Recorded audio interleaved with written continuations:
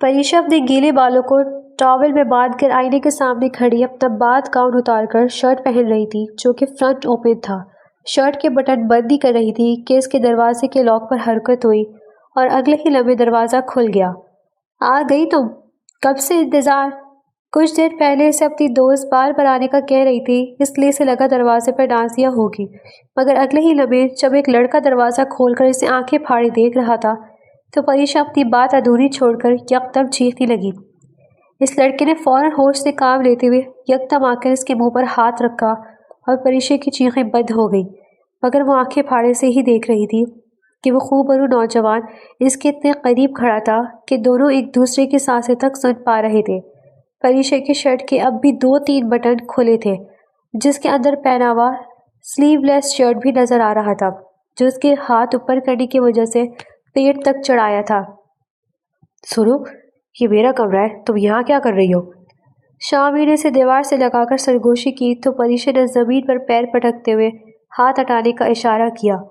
یہ میرا کمرہ ہے، پچھلے 28 گھنٹوں سے میں یہاں رہ رہی ہوں اور تم زبردستی ایک لڑکی کے کمرے میں گھس کر یہ بہانہ پیش کر رہے ہو کہ تمہارا کمرہ ہے۔ چھوڑو مجھے تاکہ میں تمہیں سبق سکھاؤں۔ شامی نے اس کے منہ سے ہاتھ ہٹایا تو وہ غصے سے آگ اگلنے لگی۔ اس کے ماتھے پر گیلے بالوں کے قطرے چمکنے لگے۔ میں سچ کہہ رہا ہوں، ایسا نہ ہوتا تو میں لاک کیسے کھولتا؟ یہ میرا کمرہ ہے جو پچھلے 2 ہفتوں سے بک کروایا ہوا ہے۔ کل اپنے کام میں بزی تھا۔ بکواس بند کرو اپنی۔ وہ اس کے قریب کھڑا کہہ رہا تھا مگر پریشا نے اسے دور دھکیل کر اپنے بٹن بند کیے اور دوپٹہ اٹھا کر اوڑھ لیا۔ میں نے کچھ نہیں دیکھا، شٹ اپ! شامی نے ہاتھ اوپر کر کے کہا تو وہ دانت پیس کر تلخی سے بولی۔ شامی نے ہوٹل مینیجر کو کال کی جو کچھ ہی دیر میں آیا۔ I'm sorry sir, 3rd floor کے امپلائی نے گڑبڑ کر دی۔ اس نے آتے ہی شامی کے سامنے معذرت کی۔ ادھر میرے سامنے! پریشا نے اسے غصے سے گھورتے ہوئے اپنی طرف متوجہ کیا۔ شرم نہیں آتی؟ ایک لڑکی کو کسی لڑکے کا کمرہ دیا اور اسی لڑکے کو میرے سر پر بھیج دیا، یہاں تک کہ معافی بھی اسی سے مانگ رہے ہو؟ وہ غصے سے چیخ رہی تھی، پھر اپنے موبائل پر نمبر ڈائل کرنے لگی۔ یہاں تو پولیس کو بلا کر تم لوگوں کو اندر کروانا چاہیے۔ I'm sorry میڈم، مجھے معاف کر دیں، ہم سے غلطی ہو گئی۔ مینیجر نے اس کے سامنے خوفزدہ ہو کر کہا۔ دیکھو، وہ معافی مانگ تو رہا ہے، پلیز معاملے کو بڑھاؤ مت، یہ لوگ اپنی غلطی کے بدلے تم سے کرایہ نہیں لیں گے کمرے کا۔ شامیر کے کہنے پر مینیجر حیران ہوا لیکن اس کی آنکھ کے اشارے پر سر اس بات میں ہلا دیا تھا۔ لیکن جو میری بے عزتی ہوئی ہے اس کا کیا؟ وہ ابھی تک غصے میں تھی۔ میں سوری ہوں اس کے لیے، حالانکہ میری کوئی غلطی نہیں ہے۔ وہ اپنا ہینڈ بیگ اٹھا کر ڈریسنگ ٹیبل سے سامان سمیٹنے لگی تو شامیر نے نارمل لہجے میں کہا۔ مینیجر اس کے اشارے پہ دوسرے کمرے کی چابی لینے نکل گیا۔ آپ چاہیں تو اپنے بالوں کو کنگھی کر کے پھر جائیں۔ شامیر نے اس کے گیلے بالوں کی دیکھ کر شرارت سے کہا، جس کی وجہ سے اس کا شرٹ اور آگے سے گلا گیلا ہو گیا تھا۔ پریشا نے اسے غصے سے گھورا مگر اس کے چہرے پر بلا کی سنجیدگی تھی۔ وہ اپنے پتلون کی جیبوں میں ہاتھ ڈال کر اسے سر سے لے کر پاؤں تک دیکھ رہا تھا۔ پریشا نے اس کے قریب سے گزر کر اسے گولی ماری، وہ بے اختیار کرہایا تھا۔ پریشا نے بیڈ پر پھیلے اپنے کپڑے بھی اسی چھوٹی سے بیگ میں ڈالے مگر وہ جیسے ہی باتھ روم گئی، اچانک اس کا پیر سلپ ہوا اور وہ زور سے چیخی تو شامیر دوڑتا ہوا اندر آیا۔ آہ میرا پیر! وہ اٹھتے ہوئے کہائی، چاہو تو میرا سہارا لے سکتی ہو۔ شامیر نے اپنا ہاتھ اس کے سامنے پیش کرتے ہوئے کہا۔ پریشا نے پہلے تو اسے نظر انداز کر کے خود اٹھنے کی کوشش کی مگر پھر جب چل نہیں پائی تو بے بس ہو کر شامیر کا ہاتھ تھام لیا۔ وہ اسے اپنے بازو کے سہارے بیڈ تک لے آیا لیکن پریشا بیڈ پر بیٹھنے کی کوشش میں بے اختیار بیڈ پر گری اور وہ بھی اس کے اوپر گر پڑا۔ پریشا نے بے ساختہ اسے خود سے دور دھکیلا تھا۔ وہ اپنی شرٹ کو ٹھیک کر کے کھنکارا، وہ بھی سیدھی ہو کر بیٹھی اور موبائل اٹھا کر اپنی دوست کو فون کیا۔ دروازے پر دستک ہوئی تو دونوں نے حیرانگی سے ایک دوسرے کو دیکھا۔ مینیجر نے جاتے ہوئے دروازہ زور سے پٹکا تھا، شاید اس لیے لاک ہو گیا تھا۔ شامی نے آ کر دروازہ کھولا تو نازیہ اور مینیجر دروازے پر تھے۔ نازیہ نے اسے حیرت سے گھورا اور اندر چلی آئی جبکہ مینیجر چابی دے کر فرار ہو گیا۔ یہ کیا ہوا تمہیں؟ اور یہ کون ہے تمہارے ساتھ؟ تم نے بتایا نہیں تم کسی کو ڈیٹ کر رہی ہو؟ نازیہ نے آتے ہی سوالاتوں کی پچھاڑ کر دی تھی۔ چپ ہو جاؤ، مجھے درد ہو رہا ہے۔ وہ درد کی شدت سے کراہتے ہوئے بولی، کیا تمہیں کیسا درد ہو رہا ہے؟ اور کیا بدر ہے تمہارے ساتھ کوئی؟ بس کرو، مجھے یہاں سے لے چلو۔ کوئی بات نہیں، فی الحال آپ یہی رکے، میں دوسرے کمرے میں چلا جاتا ہوں۔ شامر اسے تکلیف میں دیکھ کر دوسرے کمرے کی چابی لے کر چلا گیا۔ یہ اتنا ہینڈسم بندہ کون ہے؟ نازیہ نے ایک ٹھنڈی آہ بھر کر زیر لب کہا تھا، جبکہ پریشا وہیں لیٹ گئی تھی۔ پریشا میڈیکل ایگزامز پاس کرنے کے بعد ایک ہاسپٹل میں انٹرنشپ کر رہی تھی۔ نازیہ بھی اس کے ساتھ تھی۔ وہ لوگ اپنے ہاسپٹل کے سٹاف کے ساتھ کیمپنگ کرنے شہر سے دور کچھ گاؤں میں لوگوں کا علاج کرنے آئی تھی، مگر ایک دن پہلے واپس جاتے وقت راستے میں تصویریں کھینچنے کے چکر میں بس سے الگ ہو گئی تھی۔ نازیہ تو اپنی نانی کے گھر چلی گئی تھی جو یہی حیدرآباد شہر میں تھا۔ پریشا کو مجبوراً ایک ہوٹل میں رکنا پڑا، مگر مینیجر نے اسے بکڈ کمرہ دے دیا تھا جو کہ پہلے سے ہی شامی نے لے رکھا تھا۔ وہ اکثر اپنے کام کے سلسلے میں وہیں آ کر رکتا تھا۔ ویسے بھی شامیر کی اپنے گھر والوں کے ساتھ کمی بنتی تھی، اس لیے وہ اپنے اپارٹمنٹ میں بھی اکیلا رہتا تھا۔ اسے اکیلے رہنے کی عادت تھی۔ اس کی فیملی میں ایک چھوٹی بہن تھی جو لندن میں رہتی تھی، اور اس کے ماں باپ بھی اپنے اپنے بزنس کے چکر میں الگ رہتے تھے۔ وہ سب بہت کم ملتے جلتے تھے۔ یہی وجہ تھی کہ شامیر اپنی فیملی سے دور رہ کر کچھ خاص دلچسپی نہیں رہی تھی، کیونکہ گھر کے لوگوں کی فطرت میں سٹیٹس کا خیال رکھتے ہوئے رشتوں کی ڈور کمزور کر دی تھی۔ اس کے ماں باپ اپنی زندگی میں اتنے بزی تھے کہ بچوں کے رشتے بھی بزنس کی بنیاد پر کرنا چاہتے تھے۔ یار میں تو کہتی ہوں تم بھی میرے ساتھ نانی کے گھر چلو، وہ تجھ سے مل کر خوش ہوگی، نازیہ نے بال باندھ کر کہا۔ نہیں یار، 4 دن کے بجائے کیمپنگ ٹرپ میں 6 دن ہو گئے۔ اماں ابا کو تو یقین ہو چلا ہوگا میں کسی بوائے فرینڈ کے ساتھ رنگ رلیاں بنا رہی ہوں گی، پریشا نے اس کے گلے لگ کر کہا تھا۔ تو اب؟ نازیہ نے بھی اس کے گلے میں بھانی ڈال کر پوچھا۔ اب بس ٹیکسی پکڑ کر سیدھی گھر جاؤں گی، پیسے ابا نے بھیج دیے، تو فکر نہ کر، پریشا نے تسلی دی تو وہ کچھ مطمئن ہوئی۔ دونوں نے اپنی اپنی راہ لی، کیونکہ شہر سے دور کیمپنگ سے لوٹتے انہیں پھر اسی شہر حیدرآباد میں رکنا پڑا تھا۔ حالانکہ وہ لوگ کراچی سے کچھ دور کے گاؤں میں کیمپنگ کے لیے گئی تھی، لیکن انہیں پتہ نہیں چلا حیدرآباد کی بس پکڑی تھی۔ یہی وجہ تھی کہ اسے وہاں پہنچ کر پھر سے ہاسپٹل میں رکنا پڑا تھا، لیکن اسی بہانے ان دونوں نے گھوم پھر کر انجوائے کیا۔ اب وہ ٹیکسی ڈرائیور کے ساتھ کراچی کے راستے میں تھی۔ بھائی ہم یہاں کیوں رکے ہیں؟ پریشا نے موبائل پہ ویڈیو کو پوز کر کے ادھر ادھر دیکھا۔ آس پاس سنسان تھا، انسانی ذات کا دور دور تک سایہ بھی نہیں تھا۔ بس میڈم 5 منٹ اور، دراصل میرا بھائی آ رہا ہے، وہی آپ کو کراچی تک لے جائے گا، مجھے گھر واپس پہنچنا ہے، میری بیوی کی طبیعت اچانک خراب ہوئی ہے۔ ٹیکسی ڈرائیور نے سگریٹ پھونک کر کہا، اس کے لہجے میں تو کہیں سے فکر نمایاں نہیں۔ وہ دل ہی دل میں بولی، مگر پھر واپس موبائل کو سٹرولے میں مصروف ہو گئی۔ میڈم سامنے ایک ڈھابا ہے، جب تک چل کر وہاں فریش ہو کر کچھ کھا لیں، ڈرائیور نے سامنے ایک جگہ کی طرف اشارہ کرتے ہوئے کہا تھا۔ پریشا نے آگے ہو کر سامنے جلتی ہوئی روشنی پر غور کیا، جو دور سے ایک چھوٹی سی کوٹری دکھ رہی تھی۔ مجھے تو دکھائی نہیں دے رہا، کافی دور ہے۔ اسے سمجھ نہیں آیا کہ سامنے کس طرح کی جگہ ہے۔ آپ باہر نکل کر دیکھیں۔ وہ ڈرائیور کے کہنے پر باہر نکلی ہی تھی کہ اتنی دیر میں 2 بندے آئے اور اسے پکڑ کر اسی طرف لے جانے لگے۔ وہ بے اختیار چیخی اور چلا چلا کر مدد مانگنے لگی۔ بھائی مال تو بڑا تگڑا ہے، ایک بندے نے اس کی آواز کو بند کر کے خوشگوار انداز میں کہا۔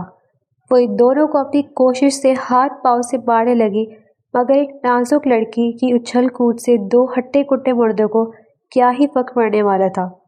دور سے ایک لینڈ کروزر آئی، ان کے قریب رک گئی، مگر ان دونوں بندوں نے نظر انداز کیا تو گاڑی کے ڈرائیور نے گاڑی گھما کر ایک بار پھر سے زوردار جھٹکے سے ان کے سامنے گاڑی روکی۔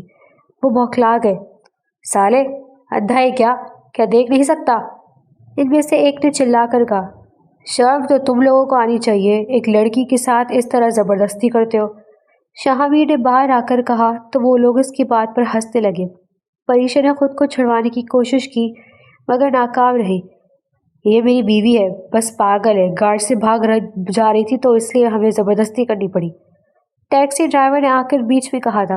نہیں، یہ لوگ جھوٹ بول رہے ہیں، میں اپنے گھر کراچی جا رہی تھی، ان لوگوں نے مجھے دھوکے سے پکڑا ہے۔ پریشا نے شاہمیر کو اندھیرے کی وجہ سے پہچانا نہیں، اس لیے اپنے بارے میں صفائی دی۔ وہ بہت ڈر گئی تھی۔ میں 3 تک گنوں گا، اگر اس کے بعد بھی لڑکی کو نہیں چھوڑا تو کیا کر لے گا؟ ان میں سے ایک نے سامنے آ کر اس کی بات کاٹی، مگر شاہمیر طنزیہ انداز میں ہنسا تھا اور اسے سوچنے کی مہلت دیے بنا ایک گھوسا مار کر نیچے گرایا تھا۔ اس کے منہ اور ناک سے خون بہنے لگا۔ دوسرا قریب آیا تو شاہمیر نے اسے بالوں سے پکڑ کر گاڑی میں دے مارا۔ تیسرا لڑکی کو پکڑ کر بھاگ رہا تھا کہ شاہمیر نے پیچھے سے اس کی شرٹ کو پکڑ کر 2-3 پنچ مارے۔ پہلے والے نے پیچھے سے آ کر شاہمیر پر وار کیا تو پریشا بے ساختہ چیخی تھی۔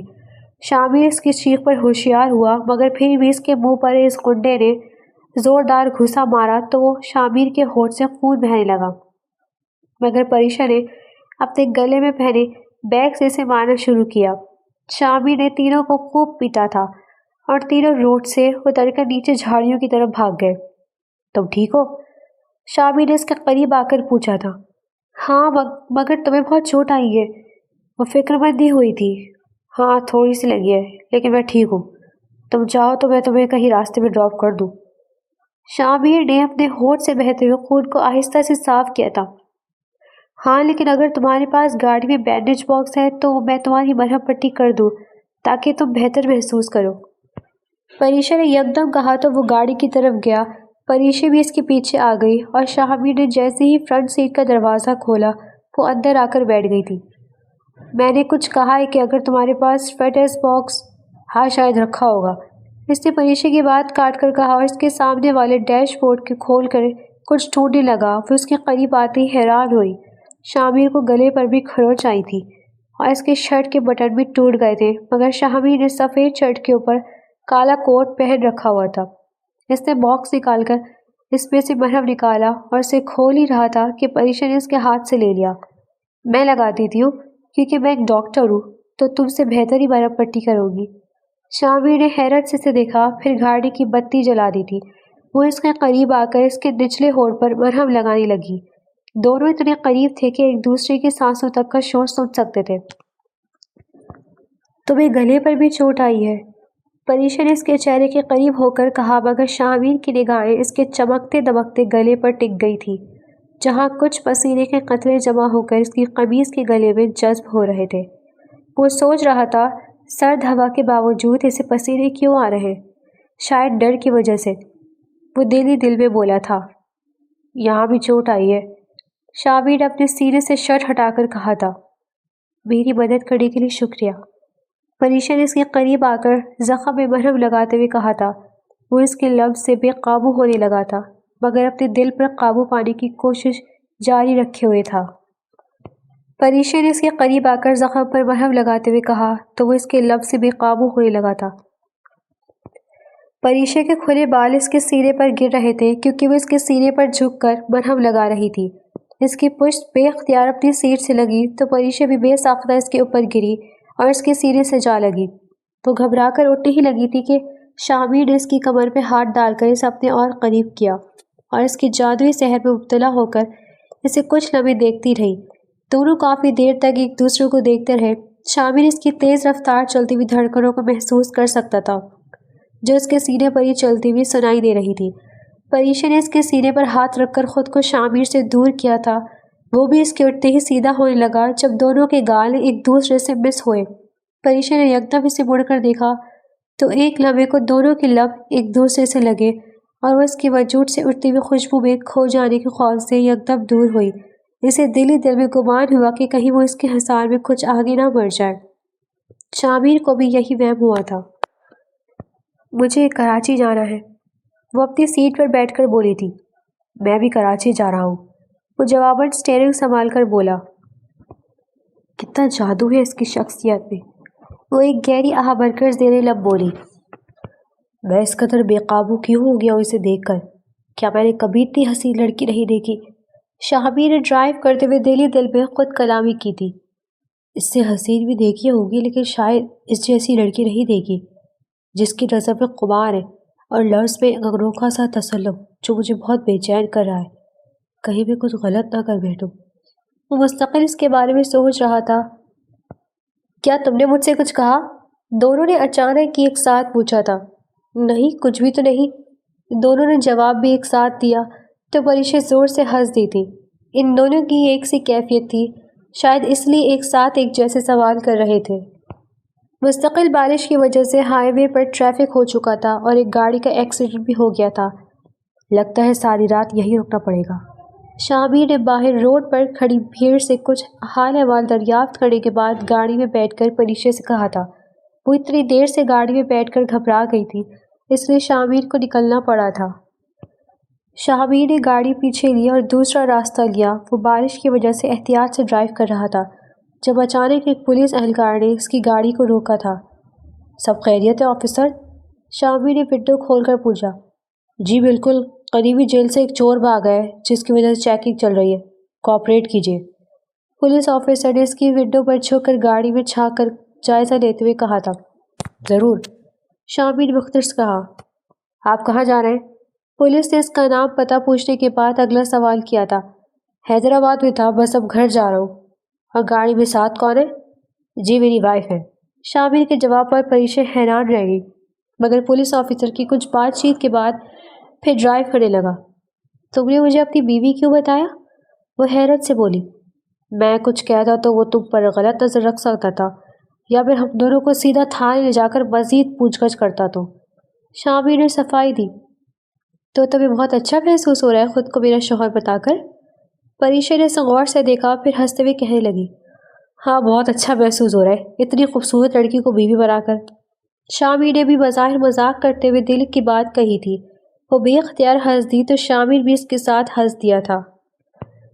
گھر آ کر بھی وہ مستقل پریشا کے بارے میں سوچتا رہا۔ وہ آنکھیں بند کرتا اور اس کا چہرہ نظر آنے لگتا تھا۔ زندگی میں پہلی بار وہ یوں کسی لڑکی سے مل کر اس قدر بے قرار ہوا تھا۔ شابیر نے اپنا موبائل اٹھا کر اس کو فون کرنے کا سوچا، مگر پھر خود کو روک دیا۔ شام تک کا انتظار کر لوں۔ اس نے خود کلامی کی، موبائل فون سائڈ ٹیبل پر رکھا اور بیڈ پر اوندھا لیٹ گیا، مگر نیند جیسے کہیں کھو سی گئی تھی۔ بہت دیر تک کروٹیں لیتا رہا مگر بے سود رہا۔ مجبوراً اٹھ کر کچن میں آیا اور اپنے لیے کافی بنائی۔ ایک دو گھونٹ پی کر اسے بھی سنک میں بہا دیا۔ صوفے پر بیٹھے بیٹھے جانے کب آنکھ لگ گئی اسے سمجھ ہی نہیں آیا تھا۔ کیا ہوا تمہیں؟ یہ چوٹ کیسے لگی؟ شابیر کو جیسے ہی پتہ چلا کہ اس کے بیسٹ فرینڈ سہود کو اپنے کام کے دوران چوٹیں آئی تھیں، وہ فوراً ہاسپٹل پہنچا اور اس کی حالت دیکھ کر وہ پریشان ہو گیا تھا۔ یار بس وہ کنسٹرکشن کمپنی والوں کے ساتھ سائٹ پر گیا تھا، جہاں کام کا جائزہ لیتے ہوئے لفٹ کھلا ہونے کی وجہ سے بے دھیانی میں پیر پھسلا اور نیچے گرا تھا۔ شکر ہے لفٹ اتنی اوپر نہیں تھا، زیادہ چوٹ آئی ہے۔ شابیر نے اس کی ٹانگ پر زور سے ہاتھ مار کر پوچھا تو وہ بے اختیار کرایا تھا۔ کمینے، اس پیر پہ زیادہ لگی ہے۔ وہ غصے سے بولا۔ اوہ سوری، لیکن اب دل کو سکون آیا ہے۔ پتہ ہے میرے خوابوں کی شہزادی بھی یہی ہے اور بار بار آ کر وہی میرے زخموں کو چیک کرتی ہے۔ سعود نے اپنے دل پر ہاتھ رکھ کر کہا، پانچیں پھیلا کر کہا، جبکہ شابیر نے ناگواری سے منہ پھیرا تھا۔ بس اب تو جلدی میرے زخم بھر جائیں گے۔ وہ رومانوی انداز سے بولا تھا۔ اب کیسی طبیعت ہے آپ کے پاؤں کا درد کچھ کم ہوا؟ پریشا سفید کوٹ میں اچانک نمودار ہوئی اور اپنے رجسٹر میں کچھ لکھتے ہوئے پوچھ رہی تھی۔ نازیہ بھی اس کے ساتھ تھی۔ شابیر اسے دیکھ کر یکدم کھڑا ہو گیا تھا، لیکن پریشا نے اسے نہیں دیکھا تھا، جبکہ سعود اسے دیکھتے ہی ندیدوں کی طرح مسکرانے لگا اور اس کی بتائی گئی ہدایت پر پانچیں کھولے دیکھنے لگا۔ شابیر کو صاف دکھائی دے رہا تھا کہ وہ سن کم اور گھور زیادہ رہا تھا۔ شابیر کو بے اختیار غصہ آیا، لیکن پریشا اس کا چیک اپ کرنے کے بعد باہر گئی۔ نازیہ جو اس وقت اسے اسسٹ کر رہی تھی، وہ بھی سعود کا فائل لے کر نکل گئی۔ دیکھا تم نے وہ کتنی حسین ہے، بس بہت جلد میں اس کے گھر رشتہ بھیجنے والا ہوں۔ کیا؟ شابیر کو جیسے شوق لگا تھا۔ کیا ہوا؟ تو کیوں حیران ہو رہا ہے؟ اتنی پیاری تو ہے وہ۔ سعود نے چونک کر کہا۔ تجھے لگتا ہے وہ ہاں بول دے گی؟ وہ ہاں بول چکی ہے، میں اسے پرپوز کر چکا ہوں اور اب بس رشتہ کرنا باقی ہے۔ وہ خوشی سے جھومتے ہوئے بولا، جبکہ شابیر کا خون کھولنے لگا۔ تم ایسا نہیں کر سکتے، میں ایسا کر چکا ہوں۔ سعود نے اسے غور سے دیکھا، وہ کچھ سمجھنے بنا جواباً ضدی ادا سے بولا تو شابیر غصے سے باہر نکل گیا۔ شامیر کو اپنے پلان کے بارے میں بتا کر جب سعود نے ایک ریسٹورانٹ میں اسے بلایا تو شامیر طے کر کے آیا تھا کہ سعود سے پہلے وہ پریشے کا ہاتھ پکڑ کر اسے پرپوز کرے گا، کیونکہ وہ صرف اور صرف اسی کی ہے، پھر چاہے دوستی ہی کیوں نہ ٹوٹے۔ دیکھ انگوٹھی کیسی ہے، سعود نے اسے انگوٹھی دکھا کر کہا، مگر شامیر خاموش رہا۔ دیکھ نا، تیری بھابھی کو بھی بہت پسند آئے گی۔ سعود نے اس کی خاموشی کو نظر انداز کر کے پھر کہا، مگر وہ سامنے آتی پریشے کو دیکھ رہا تھا، اس کے ساتھ نازیہ بھی تھی۔ وہ آ رہی ہے، میں بھی بول دیتا ہوں، سعود نے اس طرف جاتے ہوئے کہا، مگر شامیر نے اس کے بازو کو پکڑ کر اسے روکا۔ ایک منٹ، مجھے پہلے اس سے بات کرنی ہے، شامیر نے خود اس طرف جاتے ہوئے کہا۔ سعود کچھ حیران ہوا۔ شامیر پریشے کے سامنے آ رکا۔ کیسی ہو تم یہاں؟ پریشے اس کے اچانک سامنے آتے ہی حیرت سے بولی، مجھے تم سے کچھ کہنا ہے۔ شامیر نے اس کے سوال کو نظر انداز کرتے ہوئے کہا، ہاں کہو، مجھ سے شادی کرو گی؟ شامیر نے اس کی بات پوری ہونے سے پہلے ہی سامنے رنگ پیش کرتے ہوئے کہا تو پریشے نے حیرت انگیز طور پر دونوں ہاتھوں کو منہ پر رکھے آنکھیں پھاڑ کر اسے دیکھا۔ سعود جلدی میں قریب پہنچا۔ تم کس کو پرپوز کرنے والے تھے اور مجھے بتایا بھی نہیں؟ جواب دو پریشے، مجھ سے شادی کرو گی؟ شامیر نے سعود کے سوال کو بھی نظر انداز کرتے ہوئے پھر سے پوچھا تو پریشے نے سر اس بات میں ہلا کر اپنا ہاتھ آگے بڑھایا تھا۔ شامیر نے اس کے ہاتھ میں انگوٹھی پہنا کر اس کے ہاتھ پر اپنے لب رکھ دیے تھے۔ ریسٹورانٹ میں بیٹھے لوگوں نے ان دونوں کو دیکھ کر سراہا اور سعود نے بے اختیار اس کو گلے لگایا اور خوشی کا اظہار کیا۔ شامیر حیران ہو کر اسے خود سے دور کیا۔ تو نے بتایا نہیں کہ تو میری ہونے والی سالی کو پسند کرتا ہے؟ شامیر اس کی بات پر حیران ہوا۔ سالی؟ شامیر کو جھٹکا لگا۔ ہاں، نازیہ کی دوست یعنی میری سالی ہوئی نا۔ اس کی بات پر نازیہ بھی شرمائی تھی، مگر شامیر کو اب سمجھ آیا تھا کہ سعود پہلے بھی نازیہ کی ہی بات کر رہا تھا، بس وہی غلط فہمی کا شکار ہوا اور جلد بازی میں پریشوں کو پرپوز کر لیا۔ شامیر کو بے اختیار ہنسی آئی تھی۔ تو کب شادی کرے؟ شامیر نے اس کے گال پر اپنی انگلیاں پھیرتے ہوئے پوچھا تھا۔ وہ اسے اپنا اپارٹمنٹ دکھانے لایا تھا۔ کچھ دیر کی گفتگو کے بعد وہ اس کے گھٹنوں پر سر رکھ کر سو گیا تھا۔ پریشا اس کے چہرے پر جھکی اپنی انگلیوں سے اس کے بالوں کو سہلا رہی تھی، مگر شامیر کے سوال میں واضح اس کی بے قراری کو محسوس کر کے ہنسنے لگی۔ کیا ہوا، ہنس کیوں رہی ہو؟ وہ اس کا ہاتھ پکڑ کر اپنی طرف کھینچ کر بولا۔ اتنی جلدی کس بات کی ہے؟ وہ اپنی ہنسی کو کنٹرول کر کے بولی، ہم پچھلے 6 ماہ سے ساتھ ہیں، ایک دوسرے کے بارے میں ہر بات جان چکے ہیں، کوئی بات ایک دوسرے سے نہیں چھپائی، لیکن بس تمہاری وجہ سے میں بے صبر کیے ہوئے ہوں۔ وہ اسے اپنے قریب کر کے سرگوشی کے انداز میں کہہ رہا تھا۔ پریشا نے اس کے گال پر ہاتھ رکھ کر خود سے دور کیا، مگر شامیر نے اپنا چہرہ واپس اس کے چہرے کی طرف موڑ دیا۔ وہ اس کی تیکھی نظروں سے گھبرا رہی تھی، مگر شامیر کی تیز نگاہ اس کے سر سے لے کر پاؤں تک جائزہ لیتے ہوئے اپنے مچلتے ہوئے دل کا حال بیان کر رہی تھی۔ بس اب بہت ہوا، مجھ سے اور انتظار نہیں ہوتا۔ شامیر اٹھ کر بیٹھا اور اسے اپنی باہوں میں لے کر اس کے چہرے کو چومنے لگا۔ وہ اسے خود سے دور کرنے کی کوشش کر رہی تھی، مگر اس کے گلے سے دوپٹہ پھر سرک گیا۔ شادی کر لیتے ہیں۔ شامیر کو خود پر قابو نہ رہا، بس وہ اسے اپنی باہوں میں پکڑ کر پیچھے صوفے پر دھکیل کر اس پر جھکا ہی تھا جب پریشا نے اس کے کالر کو پکڑ کر اچانک کہا، سچ میں؟ تو بے یقینی سے بولا، ہاں بالکل، مجھے تمہاری نیت ٹھیک نہیں لگی۔ اس سے پہلے کہ میں تمہاری باتوں میں آ جاؤں، ہمیں شادی کرنی چاہیے۔ وہ اپنی تیز سانسوں پر قابو کرتے ہوئے بول رہی تھی۔ آج ہی کر لیں؟ شامیر اس کی بے قابو دھڑکنوں کی آواز سن کر مزید مچل کر بولا تھا۔ کیا؟ اس کی آنکھوں میں حیرانی کا اثر نمایاں ہوا۔ ہاں تو اور کیا، کورٹ میرج کر لیں۔ شامیر کی بات پر اس نے بے ساختہ قہقہہ لگایا تو وہ بھی ہنسنے لگا تھا۔ آپ کو اندازہ بھی ہے آپ کا بیٹا کیا کر رہا ہے؟ خدیجہ بیگم نے اپنے شوہر سے غصے میں کہا۔ اب کیا کر دیا اس نے؟ امان ذکی نے اپنے ہاتھ میں پکڑے اخبار کو طے کرتے ہوئے پوچھا تھا۔ اپنے اپارٹمنٹ پر ایک لڑکی کو ساتھ رکھا ہوا ہے، مجھے لگا تھا 2-3 دن کی عیاشی کے لیے اس نے یہ قدم اٹھائے، لیکن سعود سے پتہ چلا کہ وہ تو پچھلے 8 ماہ سے اسی کے ساتھ ہوتی ہے، شاید اس کی گرل فرینڈ ہوگی۔ وہ غصے سے غرا رہی تھی۔ شامیر اس طرح کی حرکتیں کب سے کرنے لگا؟ وہ تو کوئی گرل فرینڈ نہیں بناتا اور نہ ہی کبھی کسی لڑکی سے متاثر ہوا ہے۔ وہ تجسس سے بولے، میں بھی حیران ہوں کہ اسے کیا ہو گیا ہے، میں نے اسے کئی خوبصورت لڑکیوں سے ملوایا جو ہماری کلاس کی ہائی فائی لڑکیاں تھیں، لیکن آپ یہ جان کر مزید حیران ہوں گے وہ لڑکی ایک مڈل کلاس گھرانے سے ہے جس کا باپ ایک ریٹائرڈ ٹیچر ہے اور ماں ہاؤس وائف۔ خدیجہ بیگم کا بس نہیں چل رہا تھا کہ ابھی جا کر اس لڑکی کو وہاں سے نکال باہر کرے۔ کیوں فکر کر رہی ہو؟ کچھ دنوں میں چھوڑ دے گا، جبھی تو ہمیں نہیں بتایا اس کے بارے میں۔ امان ذکی نے اپنی بیوی کو تسلی دی، مگر وہ ان باتوں کو نظر انداز کرنے والی ہرگز نہیں تھی۔ حالانکہ شامیر کی اپنی ماں سے بالکل نہیں بنتی تھی، لیکن وہ پھر بھی اپنی چلانے میں ماہر تھی۔ شامیر کو آئے دن اپنی ماں کے نئے اسکینڈلز کے بارے میں پتہ چلتا تھا جسے وہ اپنی مشہوری سمجھتی تھی، لیکن شامیر ان کے کردار کی وجہ سے اپنی بہن سے بھی دور رہنے لگا تھا۔ اسے ڈر تھا کہ اس کی بہن پر بھی یہی اثر ہوگا۔ وہ اپنی کلاس اور سوسائٹی کے گھٹیا رسم و رواج سے بیزار تھا جسے خدیجہ بیگم جیسے لوگ کلاس کی شان سمجھتے تھے۔ یہ لو بلیک جیک، میرے بیٹے کا پیچھا چھوڑ دو اور اس کے ہونے والے بچے کا بھی۔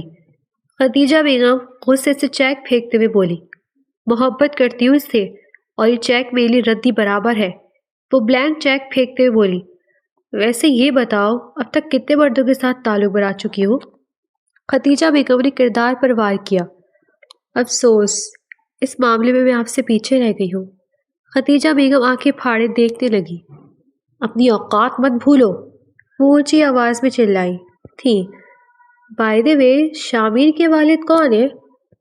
ابراہیم آفندی، شبیر درانی یا وہ آئی جی؟ وہ سوچتے بولی تو خدیجہ بیگم کے چہرے پر تاریک چھا گئی۔ اس سے پہلے کہ وہ پریشے پر ہاتھ اٹھاتی، کسی نے ان کا ہاتھ سختی سے تھام لیا۔ سامنے موجود شخص کو دیکھ کر وہ حیرت کے جھٹکے سے دنگ رہ گئی، کیونکہ وہ کوئی اور نہیں شامیر تھا، ان کا بیٹا۔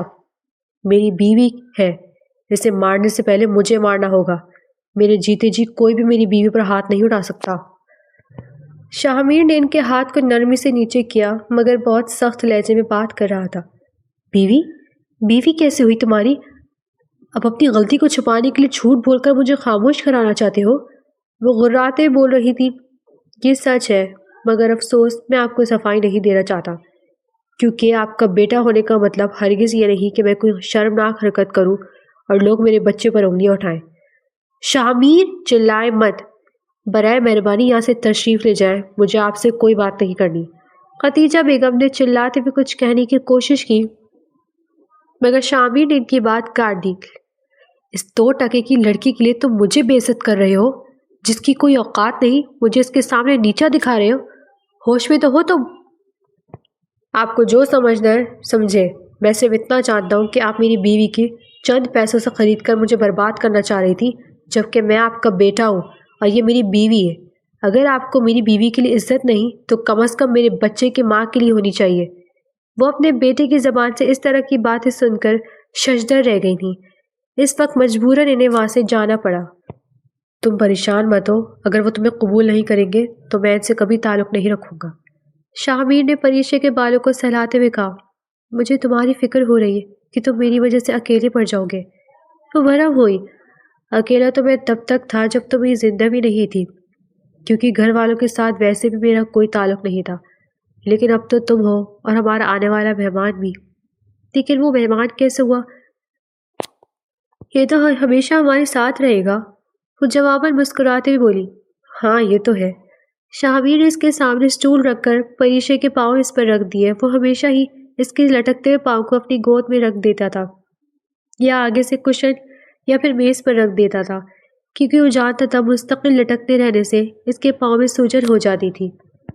وہ اس کی اتنی تیمارداری پر اسے نظر بھر کر دیکھتی رہتی تھی۔ شامیر نے کشن اٹھا کر اس کی پیٹھ کے پیچھے رکھا تاکہ وہ پیچھے آرام سے ٹیک لگا سکے۔ کتنا خیال رکھتے ہو میرا، تھک نہیں جاتے؟ پریشا نے اس کے ہاتھ کو پکڑ کر اپنے گال پر رکھ کر کہا تو شامیر نے اپنے ہاتھوں میں اس کے چہرے کو پکڑ کر اس کی پیشانی کو چوما۔ بالکل نہیں، تم نے مجھے بے قرار کر کے مجھے زندگی جینے پر مجبور کیا اور اپنے وجود سے مجھے قرار دیا، یہاں تک کہ مجھے اولاد جیسی نعمت انعام میں ملی صرف تمہاری وجہ سے۔ کیا اس سب کے بدلے یہ سب زیادہ ہے؟ شامیر نے اس کی لٹوں کو کان کے پیچھے کرتے ہوئے کہا، جو بار بار اس کے گالوں پر جھولتے پریشان کر رہی تھی۔ پریشا نے مسکراتے ہوئے شرم سے نظر جھکا لی اور اس کے سینے پر سر رکھ دیا۔ شامیر نے بھی اسے نرمی سے اپنی آغوش میں بھر کر پیٹھ پر تھپکی دی جس سے وہ پرسکون ہو جائے۔ خدیجہ بیگم نے اپنے خبری کے ذریعے پریشے کی مشکوک تصاویر اور ویڈیوز جمع کی تھی۔ اس کی خبری نے لڑکی کے چہرے کو بلر کر کے انہیں پریشے کی کچھ تصاویر بھیجی جن میں وہ کسی لڑکی کے ساتھ ایک کمرے میں تھی۔ خدیجہ بیگم نے وہ تصاویر اپنے بیٹے کو بھیجی تو وہ مزید بھڑک گیا۔ آخر کیا چاہتی ہیں آپ میری بیوی کو بد کردار ثابت کرنے میں؟ آپ کبھی کامیاب نہیں ہو سکتی کیونکہ اس کی زندگی میں صرف میں ہی تھا اور میں ہی رہوں گا۔ تم اس تصویر کو دیکھ کر بھی مجھ پر شک کر رہے ہو؟ وہ حیران ہوئی۔ کسے بیوقوف بنا رہی ہیں آپ، مجھے یا خود کو؟ جن تصویروں میں آپ کا بیٹا ہی ہو کم از کم وہ تصویر نہ بھیجتی۔ آپ کو کیا لگتا ہے کہ تصویر میں کون ہے میں نہیں پہچان سکتا؟ وہ واقعی میں بیوقوف بنی تھی یا شاید اس کے خبری کو پتہ ہی نہیں تھا کہ ہوٹل روم میں پریشے کے ساتھ رہنے والا لڑکا کوئی اور نہیں بلکہ ان کا بیٹا ہی تھا۔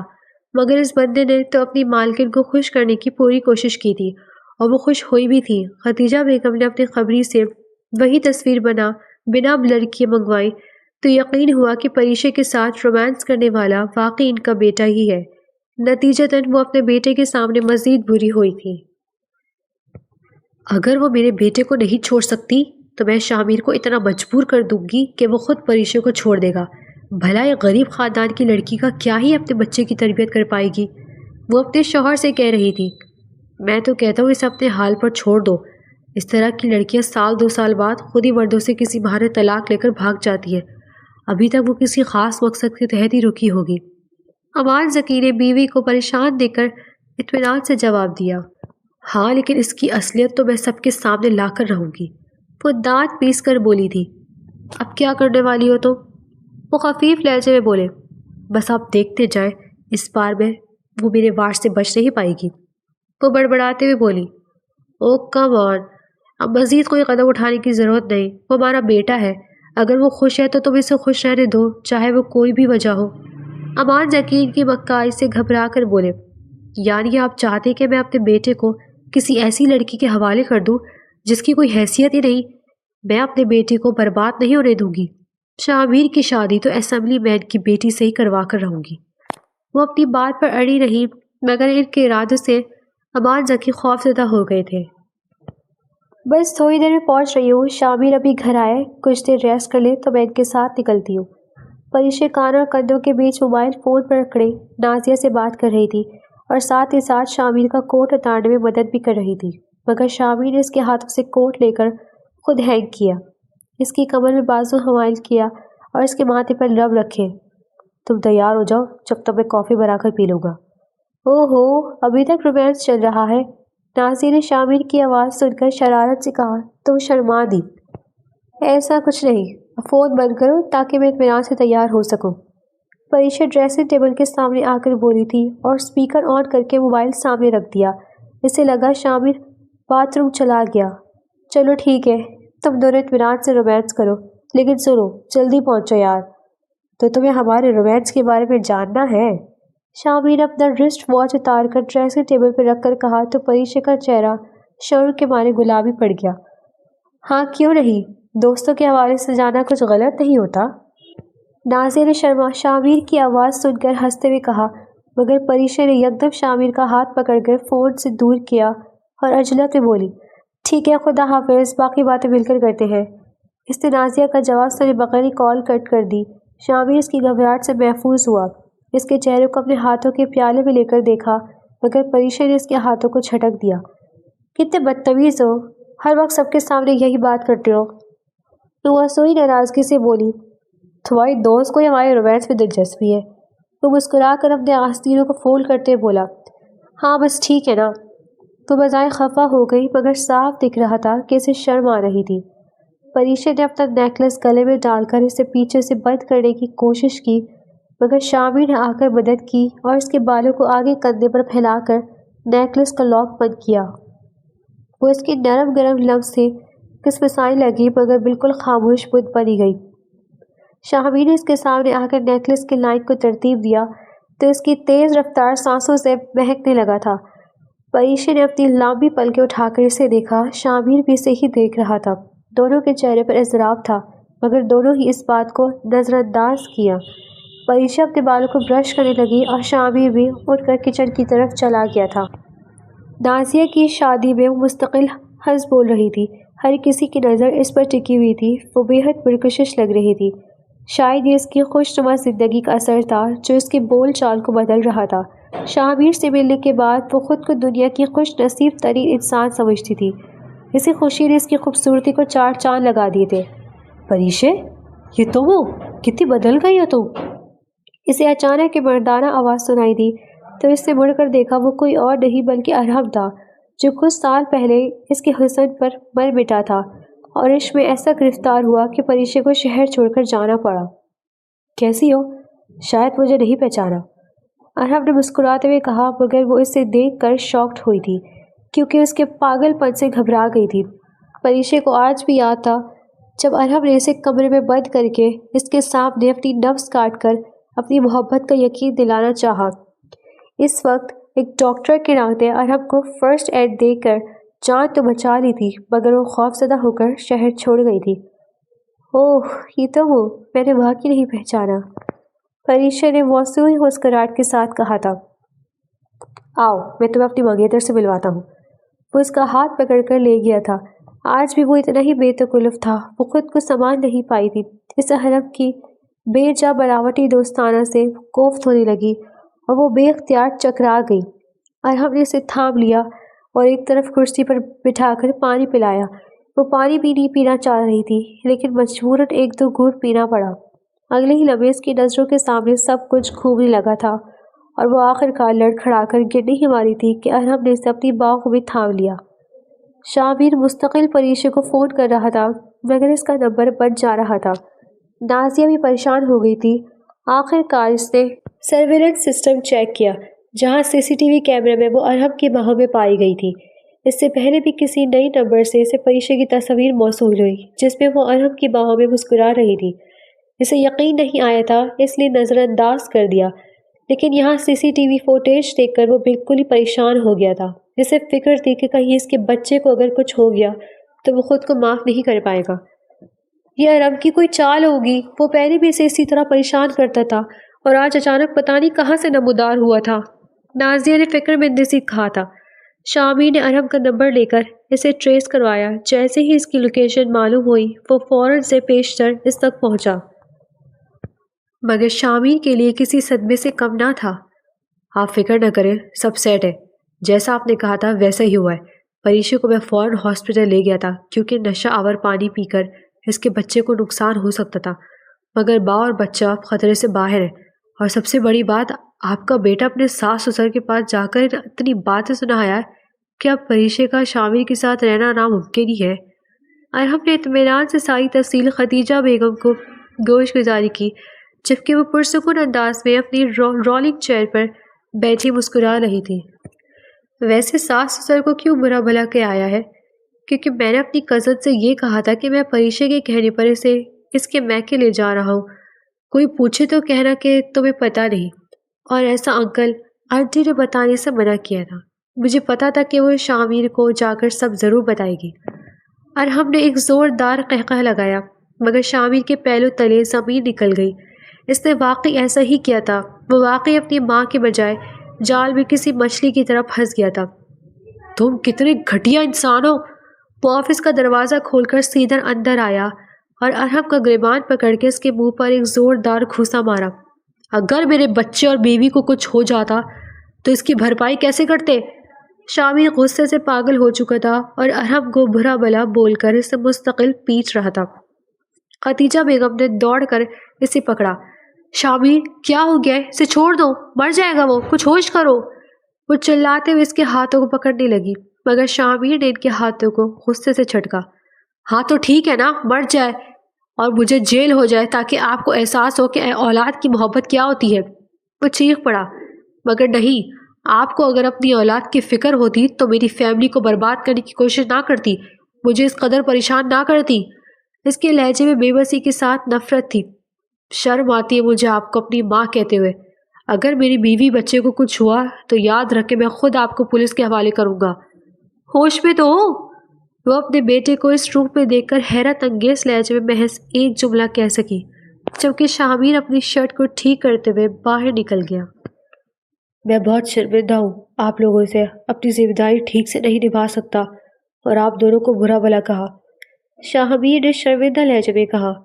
اس کے سسر نے اسے گلے سے لگا لیا تھا۔ بس ٹھیک ہے، خود کو سنبھالو، میں جانتا ہوں تم پری سے بہت پیار کرتے ہو، سعود نے آ کر سب بتا دیا ہے، تمہاری کوئی غلطی نہیں ہے۔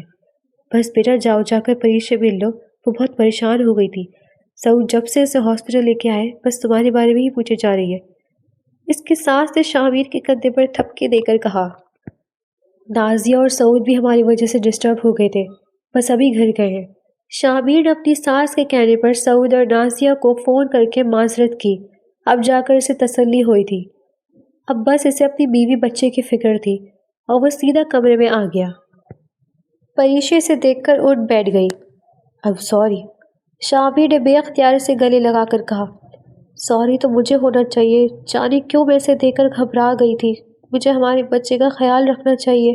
پریشے کے لہجے میں بے بسی تھی، لیکن شاہمیر نے اس کے ہونٹوں پر ہاتھ رکھ کر اسے چپ کرا دیا تھا۔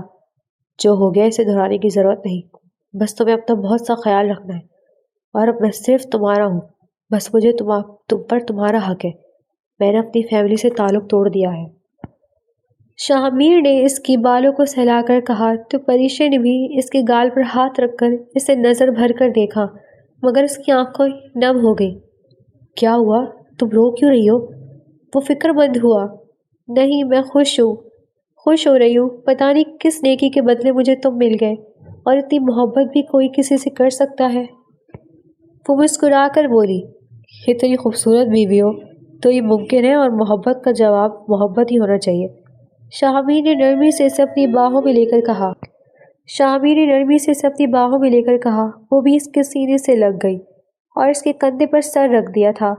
پریشے کو اپنے حصار میں لے کر ایک بار پھر شاہمیر کو اطمینان ہوا، مگر ان دونوں کے دل اب بھی بے قرار تھے۔